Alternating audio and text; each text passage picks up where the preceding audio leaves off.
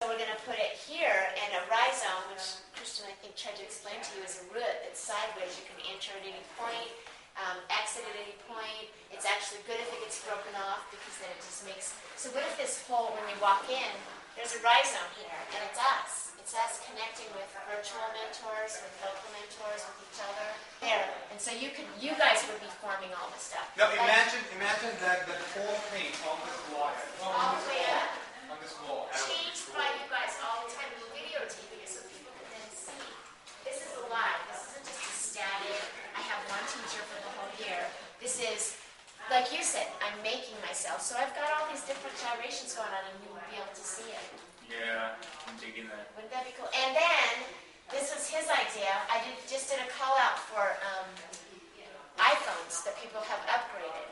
And so they take those iPhones and give them to us. Because we have Wi-Fi here, I was thinking we couldn't do that because then we would have to pay Wi-Fi, but we have Wi-Fi here. So they walk in, if they don't have an iPhone, now we've got the QR codes going. And they can go here and see, something about Costa and something about Christian.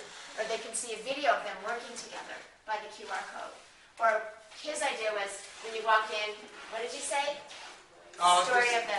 Something that, a poster that says how to do, what was that? Story of the... How to read the map or something. Yeah. Story of the rhizome or something. Yeah, so what it says, like how to read this whole map, that you need to, if you don't have that application downloaded, then you can download on your iPhone. You don't have an iPhone, you can pick iPhone from here, and then you can, connect to the Wi-Fi.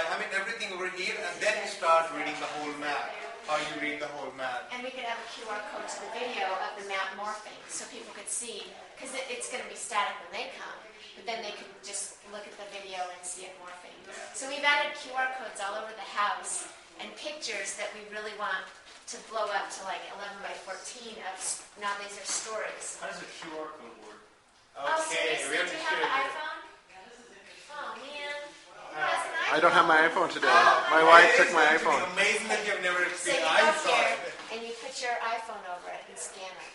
You've got to get an app that's free. Scan it, and it will just take you to it takes you to a link. So then you watch whatever movie they were thinking you should watch to go with it. Yeah. How do you get that printed off? You just stick a URL code, you go online, Google QR code generator, and you put the URL code in, and you get that, copy it. So come here. Oh my goodness. Hey, Shirley. I've been doing a tour. Hi. Took Shirley and Jean on the tour. Good. And we did the usual thing. Very good. Looks like a very promising place. Yeah, it's pretty exciting. Pretty exciting. This is Peter, this is Joe Beer, and this is Adam. Hi. Hi. This is Shirley. Hey, Shirley. So we're just explaining these, trying to make the house be like the web. The web is alluring because anybody can join. There's something for everyone. And it's alive, it's not like static. So like this picture that Barry brought in when somebody was Skyping with somebody in Canada that was learning about the Holocaust. And we thought, well, if a kid gets interested in this just sitting here, and maybe this changes, maybe next week it's something else, But all of the things like this have a QR code. So this particular one takes you to the artist, who is a local artist, and takes you to his website. So then they might go, oh, he lives here, I want to meet him, which he's already agreed for kids to come over there to his mindless. Talk about the unplanned connection that just happened with the people next door today. Well, I honestly feel like going global has, people say when you go global or when you get involved with tech, it becomes inhumane. And what I found is I've never been connected to a community like I am now, And one of the little instances, there's been a couple, but one in particular, we've been drooling over this house next door because they have an observatory, and we've heard some cool things about it. I was talking to Adam out front just a minute ago, and people walk by and they're like, we know you. Well, it's the owners of the space, and I've known them for 5 years and had both of their kids in math class, and they're like letting us use their space because they like us, and it's just amazing, Corey Bediger said in the lab last year when kids were saying these connections are not that likely. They're very rare that you could find a connection in your city, and that's that's why we're so excited about watching this amoeba come to life on the wall, this rhizome of a network. And what Corey said was, there's a 100% chance that you can find a connection. You just have to, here's the key, you just have to talk to people. We don't have time today to talk or to listen. And so that's one of the things we're hoping that will happen, is more time to talk and listen. So this connection that you've made with Kemmer, I think we both agree that that's pretty rare, that people find someone that seems so perfect for them, for their passion, and that it's a give and take that you're both getting out of it. And so it's like a complete, the book that I'm reading, The Mesh, it's like a mashup that's perfect. So it seems pretty rare. What are the possibilities of it, though? I mean, do you think the possibilities are rare, or?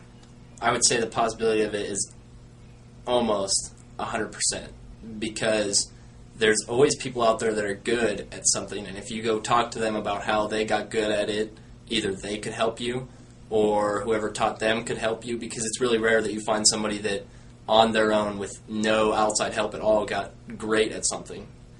And so there has to be people out there. There has to be resources out there. Mr. Kemmer didn't professionally coach kids in track and field, yet he's so successful with this because it's just something he enjoys doing. I don't know what he used to do before he was retired, but I'm sure that if I had looked at that alone, I wouldn't have thought anything of it, of him being a good track coach. And you just have to go talk to people and find out where they got good. They'll tell you, go talk to that person. If that's not the person you're looking for, talk to the person that made them good.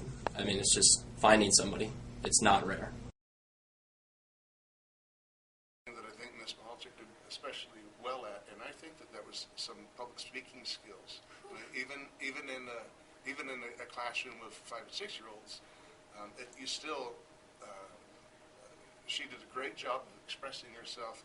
When she would do read alouds, when she would talk to kids, and then during our end of the year celebration, we split up our awards that we were going to announce to this whole room full of grown-ups in the gym. A room full of grown-ups. Mm-hmm.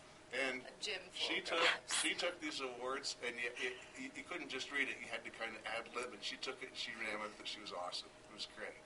So people stand up in front of 200-plus adults and do that, I think it was terrific. I am terribly afraid of public speaking, too. I didn't do well in speech. I couldn't speak in front of people. So this helped a lot with that. Just even reading to the kid. I can't read out loud. I always had that fear of, like, oh, they're listening to me. But reading out loud to the kindergartners, it was so, like, animated that it was easier for me. And then when I went back to school and had to read from textbooks, I read, like, Breeze. And then I spoke in front of parents, and I had one of the parents, Levi's dad, come up to me and tell me that I did really well, and he does public speaking all the time, and I did really well, and he was really impressed, and I was just like, thank you so much. I dropped all my neighbors. I dropped them all. So scared. But you never missed a beat, though. You were great. Thank goodness. That definitely was probably the one thing that I saw improve in me so much, because I can speak in front of people now and not crumble inside and stutter over my words like before.